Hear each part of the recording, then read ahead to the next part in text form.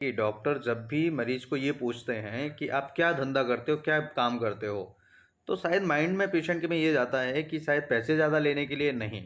आज एक real case मेरे सामने था कि पेशेंट को फैटी लिवर था, सारे रिपोर्ट्स उनके फैटी लिवर के आ रहे थे, एसजीपीटी एसजीओटी उनका बढ़ के आ रहा था, इवन उनके अल्ट्रासोनोग्राफी में ग्रेड सेकंड फैटी लिवर आ रहा था। मैंने जब उनको पूछा कि साहब क्या काम करते हो, तो उन्होंने मेरे को बड़े गुस्से में थोड़ा सा कहा कि साहब क्यों पूछते हो कि काम धंधा क्यों करते हैं।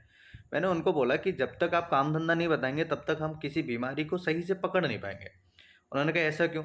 मैंने कहा देखिए, जो काम धंधा आप कर रहे हैं हो सकता है आपकी बीमारी उसी से रिलेटेड हो, वही कारण हो, ऐसा कुछ होता है कई बार। तो उन्होंने बताया कि मैं पेप्सी जहाँ से बनती है वहाँ से मैं पिकअप करता हूँ, पूरी सिटी में डिस्ट्रीब्यूट करते हैं, हम लोग गाड़ी चलाते हैं। तो मैंने कहा वो कितनी पेप्सी पी लेते हो पूरे दिन भर में। तो उन्होंने कहा कि 250 ml का पेप्सी जो है लगभग हम एक दिन में पी लेते हैं। कभी सुबह पी लिया या कभी दोपहर, कभी शाम को, कभी टाइम पर खाना नहीं मिला या नहीं खा पाया, तो जब भी ऐसा लगता है भूख लग रही है या प्यास लग रही है इवन, तब भी वो मरीज उसको पी लेता है। तो एक शुगर की जो बॉटल है 250 ml, उसमें लगभग 30 से 35 ग्राम शुगर होता है। अब 30 से 35 ग्राम शुगर आप ले रहे हो, और शुगर फैटी लीवर का सबसे बड़ा कारण में से अभी एक ऐसा कारण है जो सबसे कॉमन कारण निकल के आ रहा है। तो अब आप ये कहेंगे कि फैटी लिवर कैसे ठीक होगा। शुगर बंद कर दीजिए, फैटी लिवर ठीक होगा। एक्सरसाइज करना स्टार्ट कर दीजिए, फैटी लिवर ठीक हो जाएगा। खाने को सुधार लीजिए, फैटी लिवर ठीक होना स्टार्ट हो जाएगा।